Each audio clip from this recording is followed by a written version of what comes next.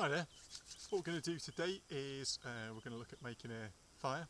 A million different ways to do it. I'm going to show you one of my preferred ways of doing it. We're going to use that fire to brew some coffee and to bake some bannock. We're starting from scratch out here, although we're very spoiled. It's been extremely dry for the last few days and we've got tons of crispy dry wood.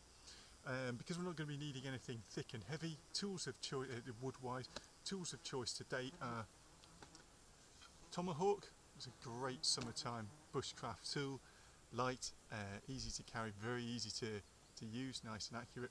This one's made by Cold Steel, don't really like the name, but they make a good piece of kit.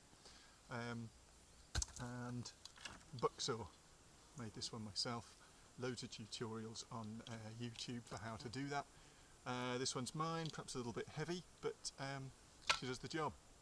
Okay, to work.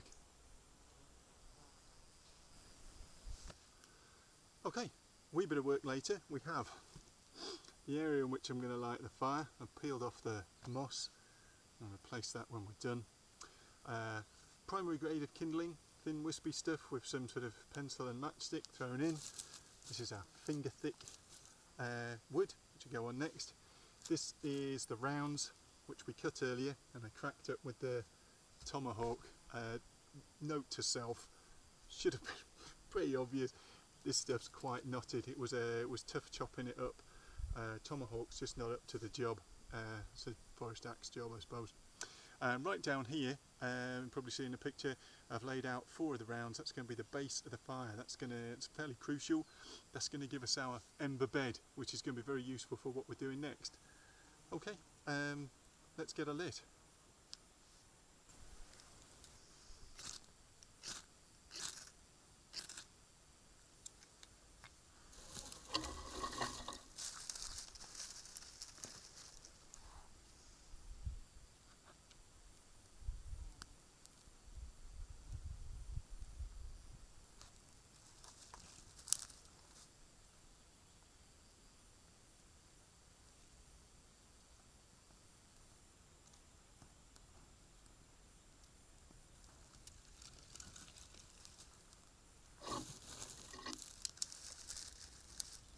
Okay, we're going to crisscross the first 2 layers of kindling.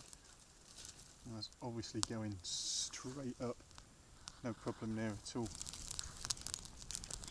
Next layer going on.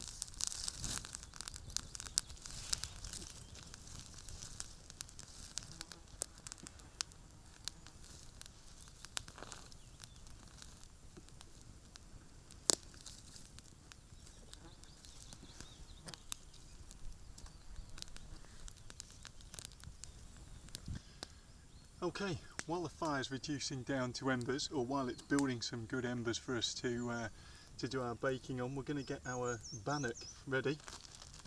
Well, I've got a bit of a head start. This is it mixed. It's flour, powdered milk, bit of sugar, and there's some raisins and 1 or 2 nuts in there as well. I'm going to add some water to that while it's still in the bag and mix it up a little.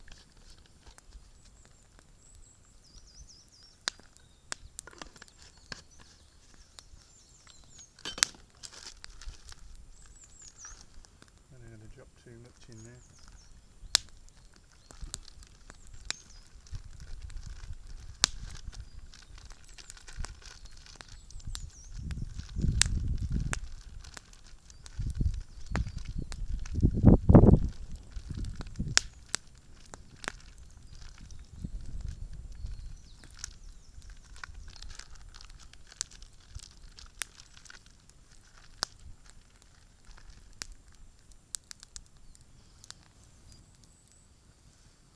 Okay, what we're going to do now is we're going to make ourselves a miniature Dutch oven out of the zebra billy can and this old tuna tin. I'm putting a bit of oil in there, just a drop.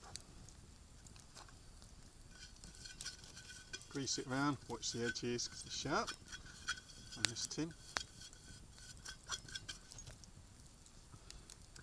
I'm going to put our bannock in there. And now, in order to ensure that we don't scorch the bottom, I'm going to put just a few these wee stones picked up off the path in here, and they're going to sit between the inner tin and the base. I'll actually put the lid on upside down when we bake it, that way I can add embers to it. It really will work like a Dutch oven. Put it on that way around for now. The stones may shatter, because they can when they get heated up, but the very worst that will happen is there'll be a bit of grit in the bread. They're contained, they can't do me any harm where I am beside the fire.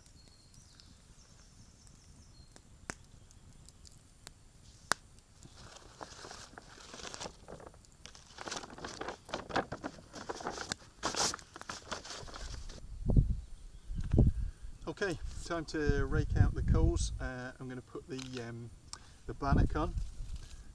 It's always very difficult to know exactly how long it's going to take.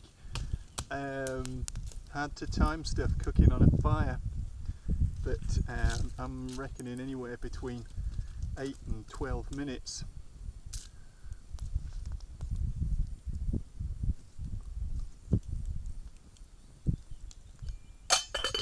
Lid the other way up.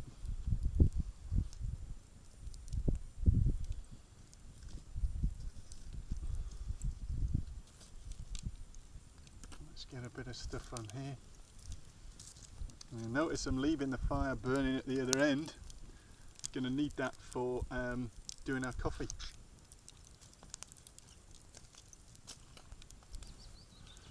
Okay, that's the water boiling, so I'm going to take that off and add the coffee.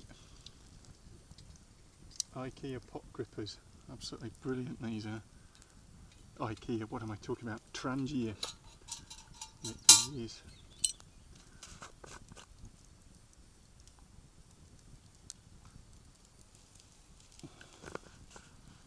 Okay, so I'm going to put the coffee in.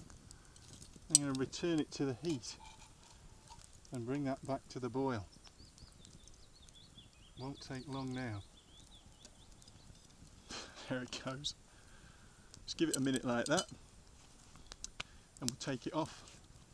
A minute, just a few seconds even. Okay, that's good. Now what we do, saw my last video on this, is we add a bit of cold water and that'll sink the grounds, and that's more or less, yeah, well that is ready to pour now. So I'll cap the lid on there. Now let's take a look at our bannock, which should most certainly be done.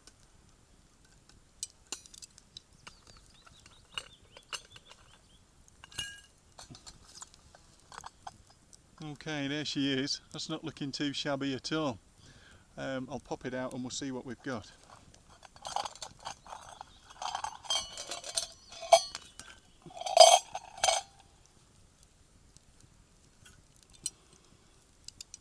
Okay, it's extremely hot, but that's looking good. That's looking good. Now, Ray Mears says you must never cut bannock, so I'm probably going to burn my hands, but in the interest of keeping this clip short, I'm going to break it open. Oh, there you go, done perfectly on the inside. Very happy with that. Set it back in there.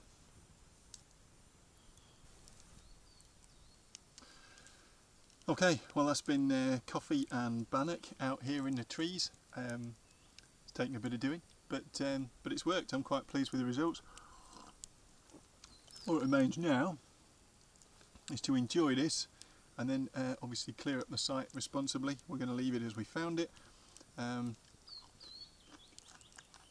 That's delicious, by the way. Very nice. Baked light too. It's not like really light and fluffy, but it's nice and warm. Tomorrow that might feel a bit stodgy, but for now that's absolutely spot on. Hope you've enjoyed, and look forward to talking to you again soon. Okay, take care then.